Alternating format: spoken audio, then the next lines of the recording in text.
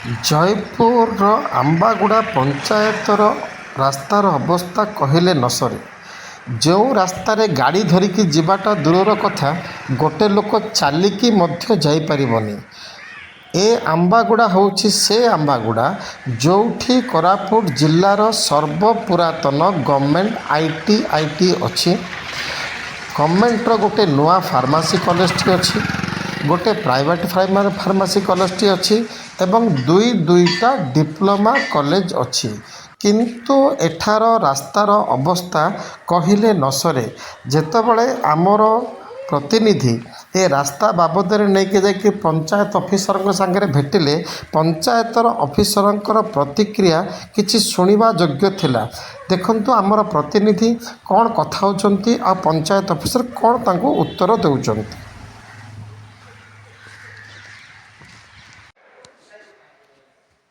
ଆଜ୍ଞା, ଏଇଟା ହେଉଛି ଆମ୍ବାଗୁଡ଼ା ପଞ୍ଚାୟତ।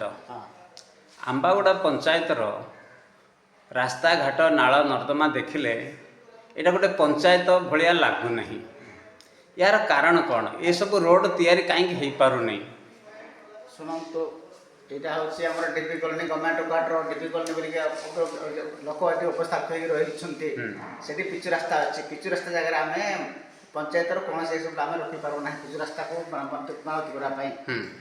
ଯଦି ଯେଉଁ ଗାଁରେ ଯଦି କେଉଁ ରାସ୍ତା ଗହଳି ଅଛି, କାଦୁଅ ମାଟି ପଡ଼ିଛି କି ମାନେ ରାସ୍ତା ଖରାପ ଅଛି, କାଦୁଅ ହେଇକି ଅଛି, ସେଟା ଆମେ ପେପର ବ୍ଲକ ରାସ୍ତା କିମ୍ବା ଶିଶୁ ରାସ୍ତା କରିପାରିବୁ।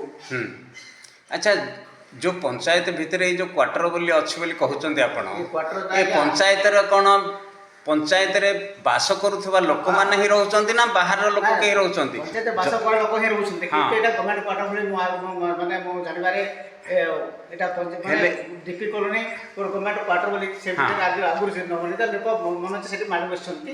ତାକୁ ଧରିକି ହେଲେ ସେମାନେ ଏ ପଞ୍ଚାୟତର ଲୋକ ବୋଲି କେମିତି ଆପଣ ଜାଣିବେ? ଯେଉଁମାନେ କ୍ୱାର୍ଟରରେ ରହୁଛନ୍ତି ସେମାନେ ସରକାରୀ ଲୋକ କି ଏଠିକା ପ୍ରାଇଭେଟ ଲୋକ, ସେଇଟା କେମିତି ଆପଣ ଜାଣିଲେ? ସେଟା ବି ମୁଁ କହିପାରିବି ନାହିଁ। 2 ବର୍ଷ ହେଲା ମୁଁ ସର୍ବଶେଷ ମାନେ ନିର୍ଭୁଲ ତଥ୍ୟ ବାହାରି ଆପଣଙ୍କୁ ଜଣାଇବି ହେଲା। ଆଚ୍ଛା, ଏବେ ବର୍ତ୍ତମାନ ଯେଉଁ ମାଟି ରୋଡ଼ ଯାକ, ଏବେ ଯେଉଁ ଆପଣଙ୍କର ୱାର୍ଡ଼ ଯାକ ଅଛି, ସେ ୱାର୍ଡ଼ ଯାକ ସବୁ ଖୋଳି ହେଇଗଲାଣି ରୋଡ଼ ଗୁଡ଼ା, ତା ବିଷୟରେ କ'ଣ କହିବେ? ତା ବିଷୟରେ ଏସବୁ ଆମେ ରଖିଛୁ, ଯେତିକି ସମ୍ଭବ ଏସ୍ଏଫ୍ସି ମାଧ୍ୟମରେ ହେବ। ଏସବୁ ଅନୁଯାୟୀ ସେ କାମ ତୁରନ୍ତ ପଦକ୍ଷେପ ନେବୁ। ଆଚ୍ଛା ସାର୍, ଆଉ ଗୋଟେ ଜିନିଷ, ଆମ୍ବାଗୁଡ଼ାଠୁ ଗୋଟେ ରୋଡ଼ ଯାଉଛି କନେକ୍ଟ ଆପଣଙ୍କର ହାଡ଼ିଆ ପଞ୍ଚାୟତକୁ। ସେ ମଝିରେ ଯେଉଁ ବ୍ରିଜ୍ଟା ହେଇଛି ସେଇଟା 5-6 ବର୍ଷ ହେଲା ବନ୍ଦ ହେଇକିରି ଅଛି। ସେଇଟା ବ୍ଲକ ଅଣ୍ଡରରେ ଯାଉଛି ନା R&D ଡିପାର୍ଟମେଣ୍ଟ ଅଣ୍ଡରରେ ଯାଉଛି? ବ୍ଲକ ନାହିଁ। ଆଚ୍ଛା, କିନ୍ତୁ ସେଇଟା ତ ପଞ୍ଚାୟତ ଭିତରେ ଯାଉଛି ନା?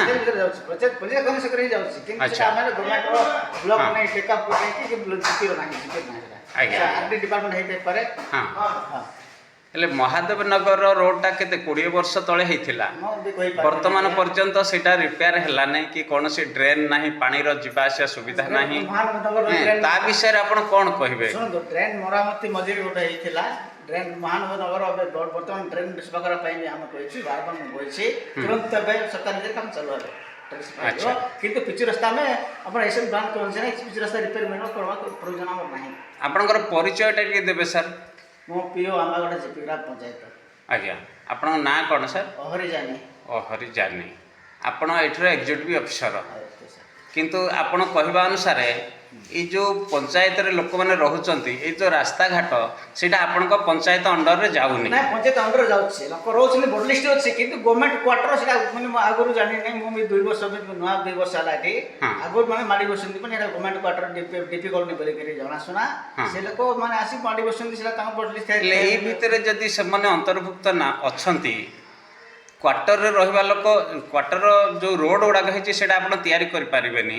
ତାହେଲେ ମୁଁ ଶୁଣିବାକୁ ପାଇଲି ଯେ ଯେଉଁମାନେ ବାହାରୁ ଆସିକରି ଏଇ କ୍ୱାର୍ଟରରେ ଅଛନ୍ତି ସେମାନେ ଏଇ ପଞ୍ଚାୟତରେ ଅନ୍ତର୍ଭୁକ୍ତ ଏବଂ ସେମାନେ କେମିତି ଯେକୌଣସି ସରକାରୀ ପ୍ରୋତ୍ସାହନ ପାଇବା ପାଇଁ କେମିତି ଇଲିଜିବୁଲ୍ ହେଲେ ସେମାନେ?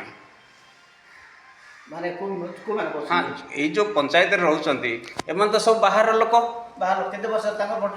ସେମାନେ କେତେ ବର୍ଷ ହେଲା ଏଠି ଯେ ସେମାନେ ସବୁ ରାସନ କାର୍ଡ଼ କିଏ କୁଆଡ଼ୁ ଆସିକି ଅଛନ୍ତି ନା, ବୁଝିଲେ? କାହାର ନିଜର ସ୍ଥାୟୀ ଠିକଣା ନାହିଁ ଏ ଜାଗାରେ।